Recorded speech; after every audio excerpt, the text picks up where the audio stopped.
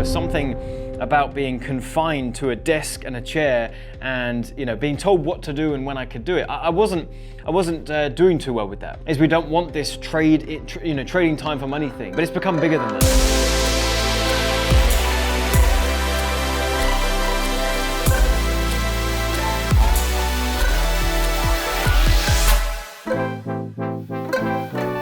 Hey, welcome back to the YouTube channel. In today's video, this is part 2 of me being featured in Forbes. Let's get into it. So firstly, if you're new to the channel, welcome. My name is Penberthy. I'm the founder of AdClients.com, and we help you create, launch, and scale your business online. And this video is part 2 of being featured in Forbes. A few days ago, I put out a video about how this whole thing came about, how I was featured in Forbes, why it happened, the whole background to it. If you haven't seen that video, go ahead and click the button up here. That'll take you to part 1. And that was a very well-received video, and my audience was asking for more. They wanted me to break down what went into that article. Why did they do the story on me in the way that they did? And what were some of the key parts of my story that has taken me from 0 to building a 6-figure per month coaching and consulting business? So that's what I want to do in today's video. I want to walk you through the article that Forbes published on me and take you through each section of the article and kind of take you on that same journey. So let's get into it. So if you want to follow along, I'll leave a link in the description box to the article, but here it is right now. And the first thing I want to draw your attention to is the headline. How does entrepreneur earn 6 figures a month without trading time for money? This is a big thing in my company and what we're doing and what we teach our clients is we don't want this trading time for money thing. A lot of our students and our clients come to us because they're burnt out.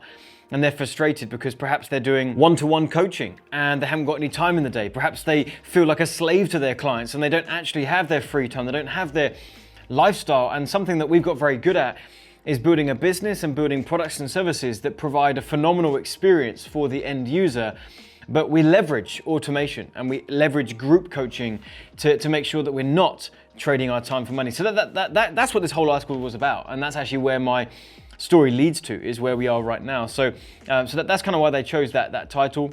As we go into the article, the first section was all about what they entitled the Disruptive Entrepreneur. And this was all about my time at school. When I was first growing up, I was really struggling to concentrate in class and listen to my teachers and do the work that I was supposed to do. There was something about being confined to a desk and a chair and being told what to do and when I could do it. I wasn't doing too well with that, right? Like there was something in me that I was feeling bubbling up to where I felt creative, and I also felt like I wanted to challenge the standard way of doing things, right? Going to school, studying, leaving school, finding a job. Like I wanted to be able to investigate what this creativity was all about. And that led me down a path of realizing that actually this is called being an entrepreneur, right? Like I wanted to create something for myself, wanted to do something for myself. And I started doing that from a very young age. So while I was at school,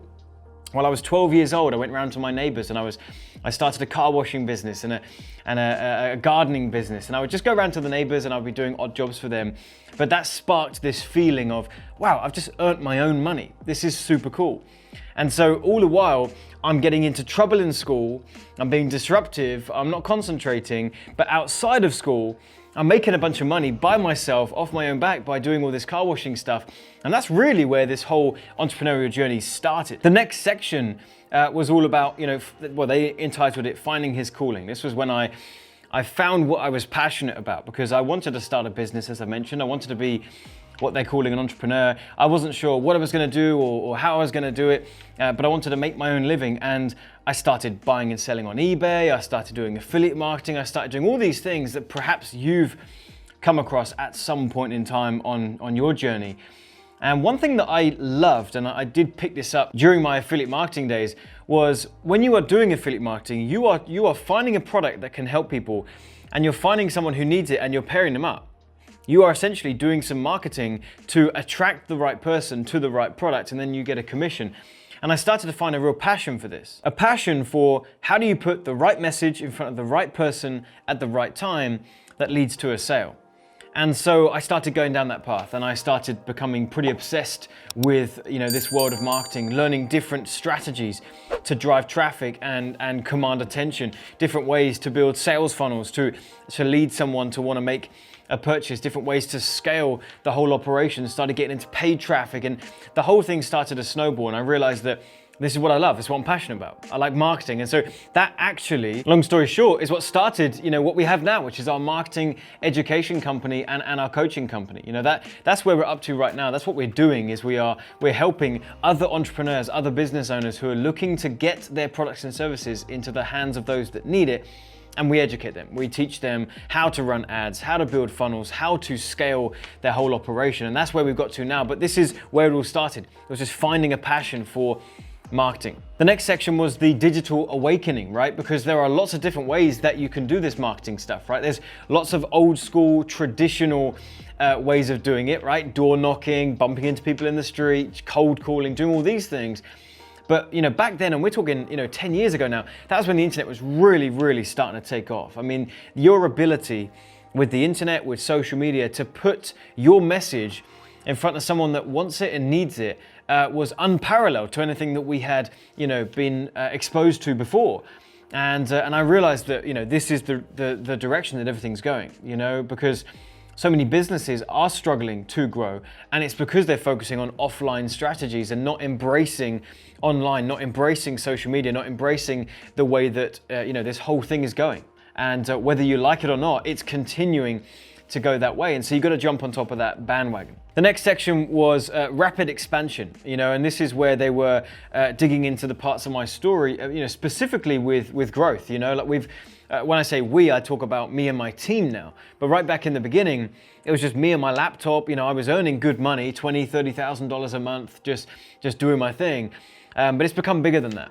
We've got to a point now where, I've been growing the team. We have this, huge HQ, and the whole thing has grown. And by building the team and building our offices, we're able to then service and help more of our clients. So the whole thing has snowballed. We're in a position right now where the company is in a place where I couldn't do it by myself. It's become bigger than me, and it feels very satisfying. And I was saying this in the article. It feels very satisfying to be able to create jobs.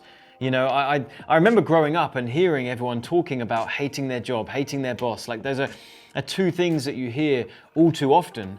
And it fascinates me, firstly, that people stay in a job that they don't like, right? Like that's the thing you're doing with the most amount of time in your life, is working in your job. Why stay somewhere that you're not enjoying it? So I didn't understand why someone would stay in a job. But at the same time, I didn't understand why that would even need to be a thing.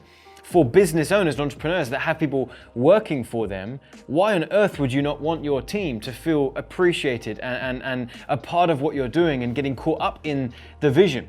Why would you want them to just feel like a pawn on a chess set? I just didn't understand that. So I decided when we were going to grow our company that we were going to change the way that we do that. We want to create positions and jobs where people actually enjoy coming to work, they enjoy being a part of that team. And that's where we've got to right now.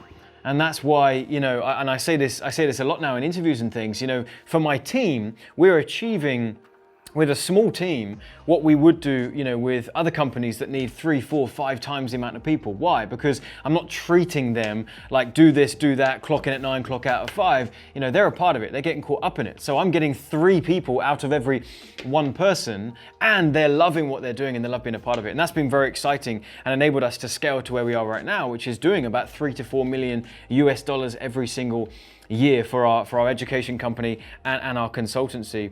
And then the final section was giving back. They wanted to talk about the areas that that we are giving back as a company, as me and my wife. We don't talk about this too often, but we mentioned it here in the article that there's some very, very good friends of ours that moved from the UK out to the Philippines. They're doing a bunch of amazing work out there, feeding the poor, educating these kids that don't have education, just spreading love everywhere they can. They need funding, and we've been their largest backer for many years now, and that continues to grow. And the work they're doing out there is phenomenal. And there's a link out to their website in the article as well. So that was pretty much it. That's the article, and that's the journey that I've been on, and I hope that it's inspired you. I know that there were people commenting on the last video. James, I believe, said something about this inspiring him to get back into action and start doing something with his business, and that's why we do this. It's exciting for us. So listen, just real quick, if you're in a position where you're trying to grow your business and you feel like actually we're the type of people that could help you, we'd love that opportunity. There's a link in the description box in the top comment that'll take you to a page where you can hear about coaching that we have and see if it's a good fit, and if it is, then we can hop on the phone phone and have a chat and see if it's worth us working together. If you haven't subscribed to the channel already, go ahead and do that. Hit the bell notification to be notified of our future videos, putting out a couple new videos like this every single week, which I feel you get a ton of value from. And finally, do me a favor, hit the like button on this video, drop me a comment, let me know what you thought of this video. You know, we read through every single comment and it's super encouraging for us. So with that, hope this was inspiring, hope you enjoyed this video, and I'll see you in the next one.